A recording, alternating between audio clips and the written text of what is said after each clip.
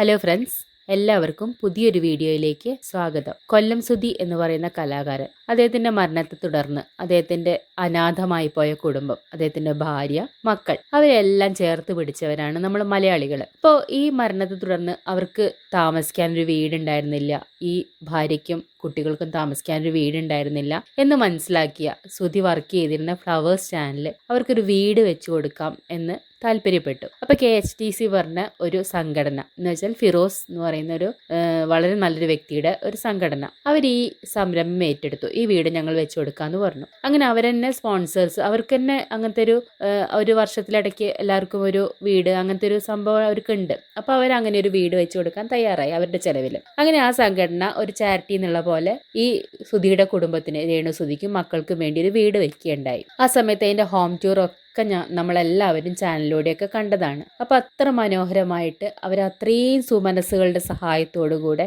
എല്ലാ സൗകര്യങ്ങളോടും ഭംഗിയോടും കൂടിയിട്ട് ഒരു വീട്, ആ വീട് അവർ വെച്ച് നൽകി. അതിന്റെ ഹോം ടൂർ നമ്മൾ കണ്ടിട്ടുണ്ട്. അതിന്റെ ഒരുപാട് വിഷ്വൽ, ആ സമയത്തുള്ള ഒരുപാട് വിഷ്വൽ നമ്മൾ കണ്ടിട്ടുണ്ട്. അപ്പൊ ആ വീട് എത്ര മനോഹരമായിട്ടാണ് കിടക്കുന്നത് നമുക്കറിയാം. എല്ലാ സൗകര്യങ്ങളോടെ ആ ഫിറോസ് എന്നാണ് അദ്ദേഹത്തിനെ വെച്ചാൽ എല്ലാവരും അദ്ദേഹത്തിനെ ഫിറോസ് എന്നാണ് വിളിക്കുന്നത്. അദ്ദേഹം വളരെ ബഹുമാനം അർഹിക്കുന്ന ഒരു വ്യക്തിയാണ്. അപ്പൊ ആ ഫിറോസ് അത്രയും ഒരു സ്നേഹത്തോടു കൂടെ അവർ അത്ര ഒരു പെർഫെക്റ്റ് ആയിട്ടൊരു കാര്യം ചെയ്തു കൊടുക്കണം എന്നുള്ള ആഗ്രഹത്തോടു കൂടെ ആണ് ആ വീട് വെച്ച് നൽകിയത്. അതിനുവേണ്ടി സ്ഥലം നൽകിയത് ഒരു പള്ളിയിലച്ഛനായിരുന്നു. അദ്ദേഹം ഫ്രീ ആയിട്ട് നൽകിയതാണ് വീട്. ഈ ഫിറോസ്കയുടെ കൺസ്ട്രക്ഷൻ കമ്പനി നന്നായിട്ട് ചെയ്തു കൊടുത്തു. അതിൽ വേണ്ട അത്യാവശ്യം ഫർണിച്ചറും സാധനങ്ങളും ഒക്കെ പലരും സ്പോൺസർ ചെയ്തു. അങ്ങനെ വീട് മനോഹരമായിട്ട് ഉയർന്നു. അത് ഈ രേണു സുധി അടക്കമുള്ള സുധിയുടെ കുടുംബത്തിന് കൈമാറി. ഈ വീട് സുധിയുടെ 2 മക്കൾക്ക് വേണ്ടിയാണ് ഉണ്ടാക്കിയിട്ടുള്ളത്. മൂത്ത കുട്ടി കിച്ചു, രണ്ടാമത്തെ കുട്ടി ഋതപ്പൻ എന്ന് പറയുന്ന കുട്ടി.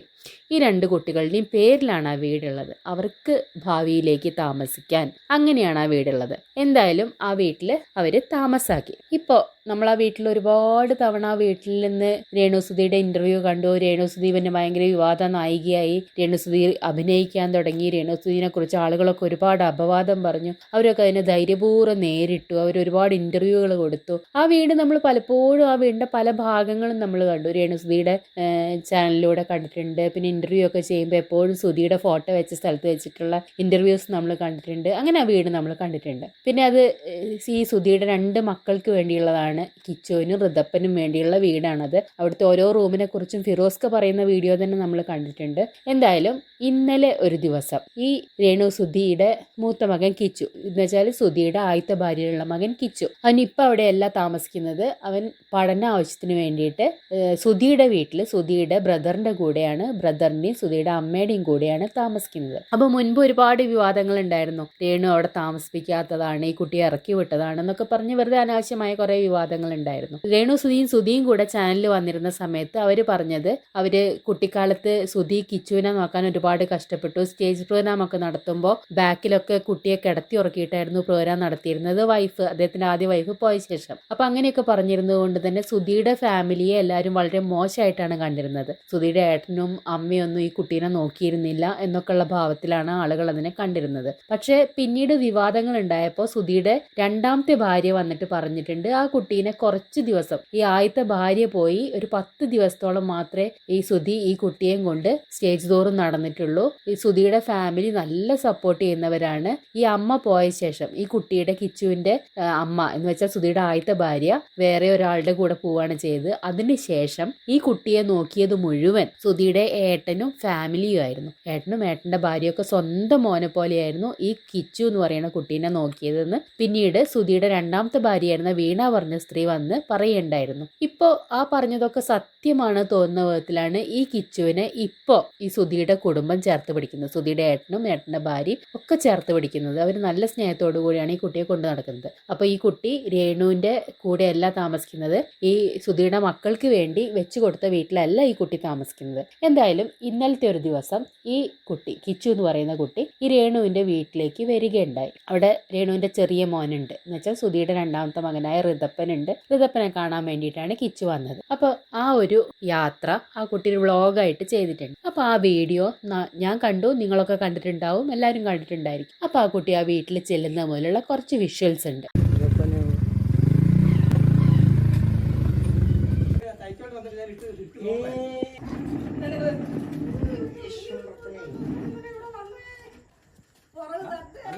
High dress ഇടുവാണോ?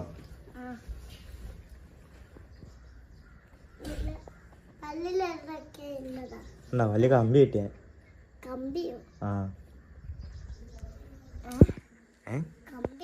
ആ പറ കേക്ക. എന്റെ അച്ഛനാ അത്, എന്റെ അച്ഛനാ. ഇതാണോ ഋതപ്പന്റെ റൂം? ഇതാണോ ഋതപ്പന്റെ റൂം? അല്ലേ?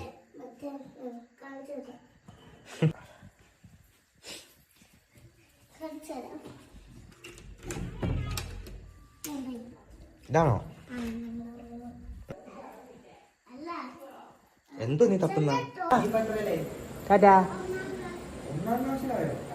അപ്പോൾ ആ വീട്ടിൽ ചെന്ന മുതലുള്ള വീഡിയോസ് കണ്ടിട്ട് അതിൻ്റെ ഇടയിൽ ധാരാളം കമൻറ്റുകൾ വന്നിട്ട്, അപ്പോൾ ഏറ്റവും പ്രധാനമായിട്ട് വന്ന കമൻറ്റ് എന്താണെന്ന് വെച്ചാൽ, ഈ വീട് യാതൊരു വൃത്തിയിലുമല്ല സൂക്ഷിക്കുന്നത്, സാധനങ്ങളൊക്കെ അലങ്കോലമാക്കി ഇട്ടിട്ടുണ്ട്, അത്രയും ആളുകൾ ഉണ്ടായിട്ടും അതൊന്ന് വൃത്തിയാക്കി വെക്കണം എന്ന് ആർക്കും താല്പര്യമില്ലേ, വെറുതെ കിട്ടിയ വീട് ആയതുകൊണ്ടല്ലേ ഇങ്ങനെ നശിപ്പിക്കുന്നത്, അങ്ങനെ ഒരുപാട് കമൻറ്റുകളുണ്ട്. വീട് കൊടുത്ത സമയത്ത് എങ്ങനെയാണെന്ന് കണ്ടിട്ടുള്ളവരാണ് ഇപ്പോൾ ആ വീട് കിടക്കുന്നത് എങ്ങനെയാണെന്ന് നമ്മൾ ഇന്നലെ കാണുകയും ചെയ്തു. എന്നാലും ആ വീടിൻ്റെ വൃത്തിയെ കുറിച്ച് ഞാൻ ഒന്നും പറയുന്നില്ല. വൃത്തി എന്ന് പറയുന്നത് ഓരോ വ്യക്തികൾക്കും ഓരോ പോലെയാണ്. ഇപ്പോൾ ഈ രേണു സുധി വളർന്നു വന്ന സാഹചര്യത്തിൽ ആ കുട്ടി അത്ര വൃത്തിയെ ശീലിച്ചിട്ടുണ്ടാവുള്ളൂ, അത്ര അടുക്കണിച്ചിട്ടേ ശീലിച്ചിട്ടുണ്ടാവുള്ളൂ. ചിലപ്പോൾ അത് വൃത്തികേടാണ് ആ വീടെന്ന് തിരിച്ചറിയുന്ന പോലും അവരുണ്ടാവില്ല. അവർക്കത് അറിയില്ലായിരിക്കും, അത് വൃത്തികേടാണെന്ന് അറിയില്ലായിരിക്കും. കാരണം ഓരോരുത്തരുടെ ജീവിത സാഹചര്യം, ഓരോരുത്തർ ശീലിച്ച ശീലം ഓരോ പോലെയാണ്. അതുകൊണ്ട് അത് വൃത്തികേടാണെന്ന് ആ രേണു സുധി തിരിച്ചറിയുന്ന പോലും ഉണ്ടായിരിക്കില്ലായിരിക്കാം ഒരു പക്ഷെ. അതുകൊണ്ട് ആ വീടിന്റെ വൃത്തിനെ കുറിച്ച് ഞാൻ പറയുന്നില്ല.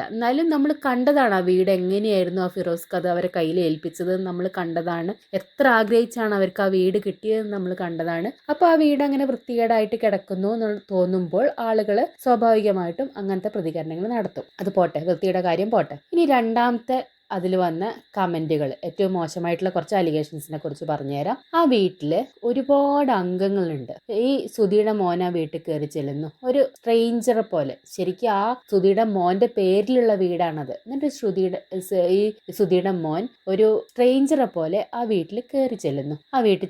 അപ്പോൾ അവർ സ്വീകരിക്കുന്നുണ്ട്. രേണുസുധിയുടെ അച്ഛനാണെന്ന് തോന്നുന്നു, സ്വീകരിക്കുന്നുണ്ട്. ആ വീട്ടിൽ കുറേ മെമ്പേഴ്സ് ഉണ്ട്. രേണുസുധിയുടെ ചേച്ചിയുടെ ഹസ്ബൻഡ്, രേണുസുധിയുടെ അച്ഛൻ, അമ്മ, ചേച്ചിയുടെ മക്കള്, ഈ രേണുസുധിയുടെ മോൻ, അങ്ങനെ കുറേ മെമ്പേഴ്സ് ഉണ്ട്. എല്ലാ റൂമുകളിലും ആളുണ്ട്.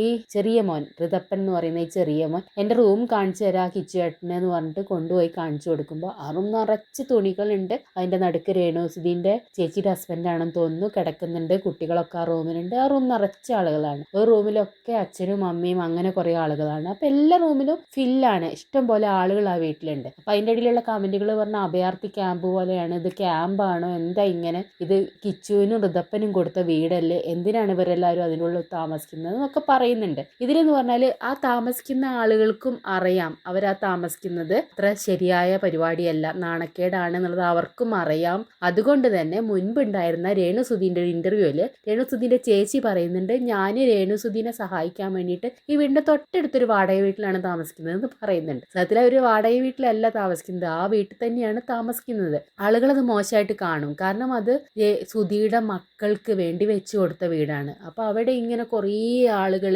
ആരാന്ന് പോലും അറിയാത്ത രേണുസുധിയുടെ കുറേ ബന്ധുക്കൾ ആ വീട്ടിൽ താമസിക്കുന്നു. എന്നിട്ട് ഈ മോൻ ആ വീട്ടിൽ ചെല്ലുമ്പോൾ ആ മോൻ അവിടെ ഒരു സ്ഥാനം ഇല്ലാന്ന് തോന്നുന്നു നമുക്ക്. ആ മോൻ അവിടുന്ന് ഒരു വെള്ളം കൊടുക്കുന്നൊരു വിഷ്വൽ പോലും ഞാൻ അതിൽ കണ്ടില്ല. ആ കുട്ടി ചെറിയ കുട്ടീനെയും കൂട്ടി പുറത്തു പോയിട്ട് ഫുഡ് വാങ്ങി കൊടുക്കുന്നുണ്ടെന്നല്ലാതെ ആ ചെന്ന മോനെ അവിടുന്ന് ഒരു ഗ്ലാസ് വെള്ളം കൊടുക്കുന്ന ഒരു വീഡിയോ നമ്മളത് കാണുന്നില്ല അതിൽ. പിന്നെ ആ കുട്ടി കയറി ചെല്ലുമ്പോൾ ഒന്ന് ആ രേണുസുധിയുടെ അച്ഛൻ മൈൻഡ് ചെയ്യുന്നുണ്ടെന്നല്ലാതെ പിന്നീട് ആരും അങ്ങനെ വലിയ മൈൻഡ് ആക്കുന്നൊന്നുമില്ല. ഓരോരുത്തർ ഓരോ റൂമിലൊക്കെ അടച്ചിരുന്ന് മൊബൈലിൽ കളിക്കും, അങ്ങനെയൊക്കെ ചെയ്യുന്നു. അപ്പം അങ്ങനത്തെയൊക്കെ വിഷ്വൽ കാണുമ്പോൾ സ്വാഭാവികമായിട്ടും ആളുകൾ അതിൻ്റെ ഇടയിൽ ഓരോരോ കമൻറ്റുകളിടും, പ്രതികരിക്കും ഒക്കെ ചെയ്യും. ഈ കുട്ടിയുടെ അല്ലേ ആ വീട്, എന്നിട്ട് എന്താണ് ആ കുട്ടീനോട് അങ്ങനെ അവഗണന കാണിക്കുന്നത്, ആ വീട്ടിൽ താമസിക്കുന്നവരൊക്കെ ആരാണ്, അങ്ങനെയൊക്കെ ആളുകൾ ഒരുപാട് അതിൻ്റെ ഇടയിൽ കമൻറ്റുകൾ ഇട്ടിട്ട്. ഓക്കെ, ഈ രണ്ട് അലിഗേഷനും പോട്ടെ, ഈ വീട് വൃത്തിയില്ല എന്നുള്ളതും പോട്ടെ, ബന്ധുക്കളെയൊക്കെ അഭയാർത്ഥി ക്യാമ്പ് പോലെ താമസിക്കുന്നു എന്നുള്ള അലിഗേഷനും പോട്ടെ. ഇനിയുള്ളതാണ് ഒരു പ്രധാന അലിഗേഷൻ. അതിനെക്കുറിച്ച് എനിക്ക് തന്നെ ഒരു അഭിപ്രായം പറയണം തോന്നി. ഈ രേണുസുതി എന്ന് പറഞ്ഞാൽ എന്ത് അവസരം വരുമ്പോഴും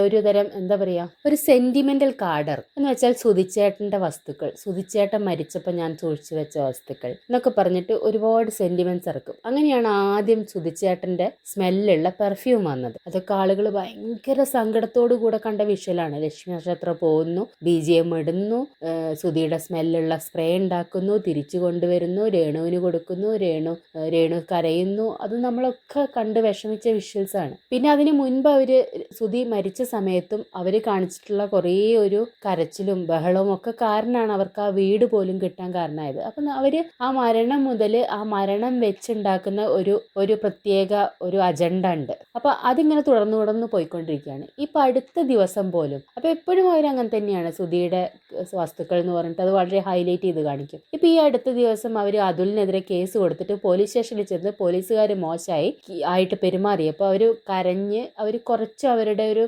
ഇമേജ് ഡള്ളായി തോന്നിയ അന്നത്തെ ദിവസം വൈകുന്നേരം തന്നെ അവര് പോയിട്ട് ഒരു വ്ളോഗ് ചെയ്തു. സുധിയുടെ വസ്തുക്കൾ വെച്ചിട്ടൊരു വ്ളോഗ്. ഞാൻ സുധിച്ചേട്ടൻ മരിച്ച സമയത്ത് ഇട്ടിരുന്ന ഷർട്ട്, സുധിച്ചേട്ടൻ തലേ ദിവസം എടുത്തിരുന്ന ലുങ്കി, സുധിച്ചേട്ടൻ മരിച്ച സമയത്ത് പിടിച്ച ബാഗിലായ ചോര, ഇതൊക്കെ അവർ കാണിച്ചു തന്നു നമുക്ക്. ഇതൊക്കെ ഞാൻ സൂക്ഷിച്ചു വെച്ചിരിക്കുകയാണ്, എനിക്ക് അത്ര വിഷമാണ് സുധിച്ചേട്ടനെ കുറിച്ച് ഓർക്കുമ്പോൾ, ഇതൊക്കെ ഞാൻ പൊന്നുപോലെയാണ് സൂക്ഷിക്കുന്നത് എന്നൊക്കെ പറഞ്ഞിട്ട് കാണിച്ചു തന്നു. പിന്നെ സുധിച്ചേട്ടന് ഏറ്റവും ഇഷ്ടപ്പെട്ട സുധിച്ചേട്ടന്റെ ഫോട്ടോ, സുധിച്ചേട്ടൻ എന്തൊരു സുന്ദരനാന്നൊക്കെ പറഞ്ഞിട്ട് പൊടി പിടിച്ച ഒരു ഷെൽഫിന്റെ മുകളിൽ നിന്ന് 2 ഫോട്ടോ എടുത്തിട്ടൊക്കെ നമുക്ക് കാണിച്ചു തന്നു. അതൊക്കെ പോട്ടെ, അങ്ങനെയൊക്കെ സംഭവിച്ചു.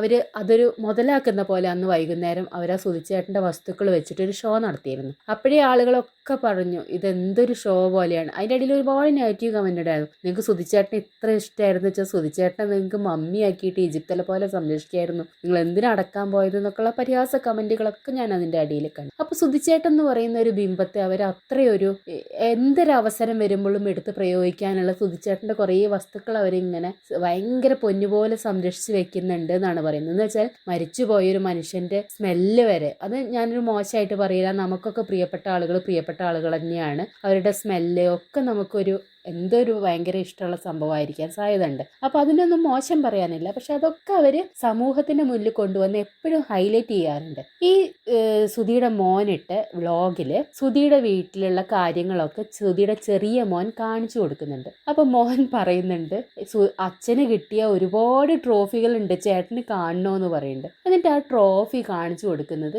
ഒരു ചാക്കിന്റെ ഉള്ളിൽ കുറേ ട്രോഫികൾ നിറച്ചിട്ട് അതൊരു ബെഡിന്റെ അടിയിൽ, കട്ടിലിന്റെ അടിയിൽ തിരികെ വെച്ചിട്ടുണ്ട്. അവിടെ കുറെ പൊടിയും അതും ഇതൊക്കെ ഉണ്ട്, അതിന്റെ അടിയിലേക്ക് തിരികെ വെച്ചിട്ടുണ്ട്. എന്തോ നീ തപ്പുന്ന? ആരുടെ? എന്തോ ട്രോഫി? പാട്ട് പാടിയ ട്രോഫി? 10,000 ട്രോഫികളുണ്ടോ? ഓഹോ. ഫുഡ് കഴിച്ചോ? ആ.